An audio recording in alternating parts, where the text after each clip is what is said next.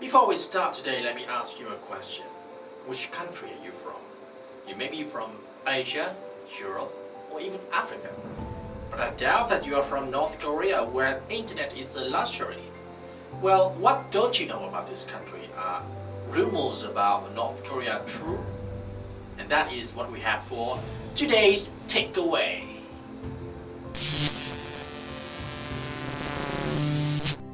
Number 1. Lives of rich kids in North Korea.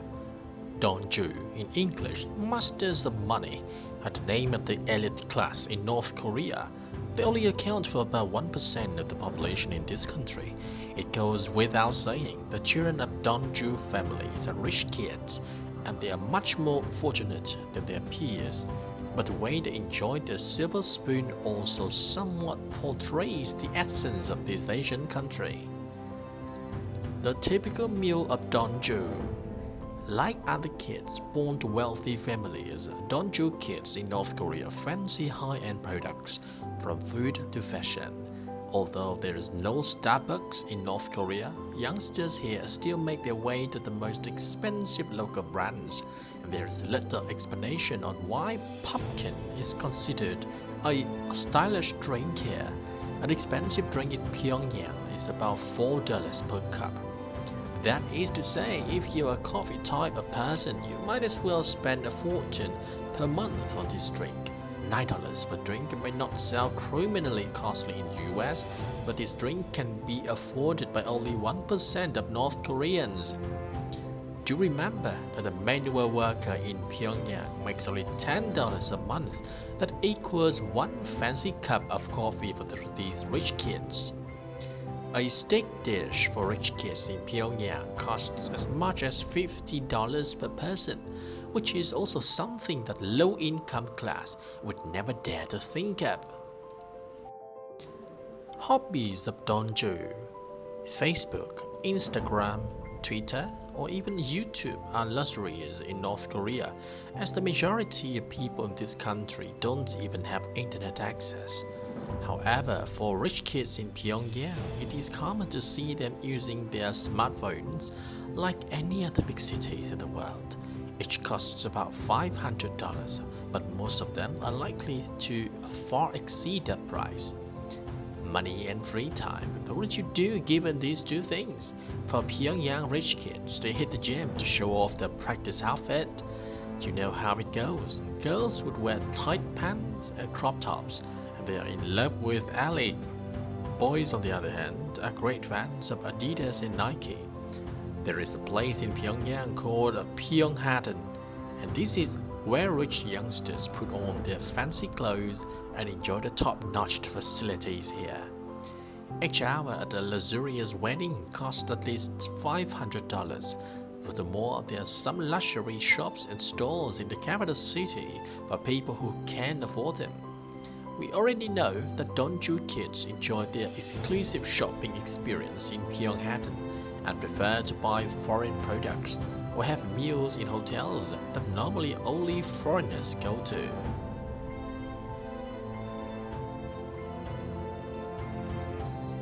Life of the remaining 99%.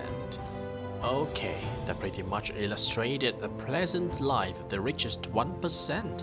But what about the daily life of common people, which account for the remaining 99%? Here we go. Fated to be poor. Songbun is a system established in North Korea to decide what a person is given from birth to death based on the life of their relatives. In other words, the school the low-status class child goes to depends on the school and study of their father. They are also assigned to register as a member of the Workers' Party of Korea. Kindergarten education is a must. In North Korea, it is parents' choice whether their kids are sent to the kindergarten. However, these classes are compulsory when these kids turn 5, as 1 year of kindergarten is required for primary school.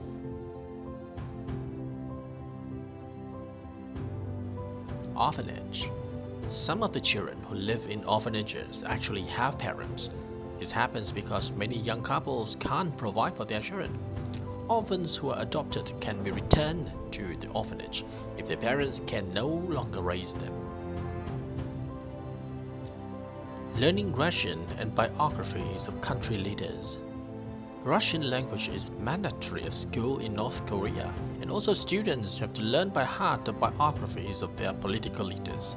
Some classes are even dedicated to the popularization of teaching the revolutionary movements of Kim Il-sung, Kim Jong-il, and Kim Jong-un. English comes last, and just in a limited amount of time, as foreign books are strictly prohibited. At the age of 10, all school students enter the Korean Children's Union and start visiting political meetings. All are related to politics. All lessons and related events are political. Posters about politics are stuck all over the corridor. At parties, kids have to take part in political plays. During big holidays, children have to attend military parades and wear military uniforms. Children are allowed to watch public executions. Public executions of prisoners can leave a traumatic impact on adults for a long time, even observed on screen. However, in North Korea, children can participate in public executions. It's not that they would pull the trigger, but still, such an experience is not really what the child needs to go through at their age. Compulsory labor policy. Children in North Korea are forced to make money and later make a contribution in the state treasury. There are tons of things that they can choose, such as harvesting seeds, chopping trees, working in mines, and even construction sites. They do have a labor quota, and not fulfilling that could result in punishment. We know that many countries condemn the use of child labor and strictly punish those who hire children or force children to work. But things are not the same in this country. Can't you be okay with this policy? Toys are also related to military. Most of the toys that North Korean children can find, if they can afford them, are military related. It is apparent that the leaders of this country believe that early exposure to tanks, guns, and grenades can forge patriotism in these young minds. Hobby clubs.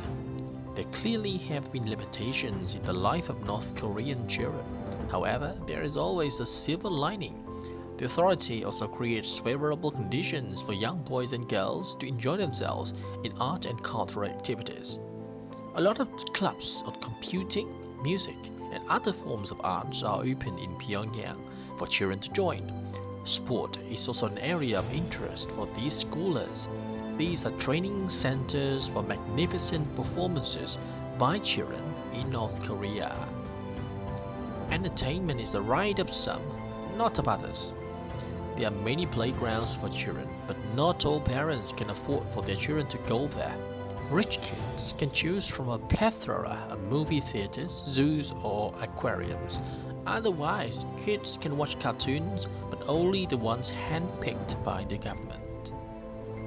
We hope that this episode of today's takeaway gave you some insights into the life of both rich and average children in North Korea, especially in Pyongyang. From a perspective, they both have limited access to communications means, but maybe, very possibly, that these kids are already happy with their life. After all, we are not the ones to decide. Are there any North Korean watching our video? What do you think about North Korea? Leave a comment, and perhaps we will dig deeper into this subject. And that's it for today's takeaway. What do you think? Which one wowed you the most? Let us know in the comments section below. And don't forget to hit like, subscribe, and share our video to support our next product. Thanks for watching and see you next time.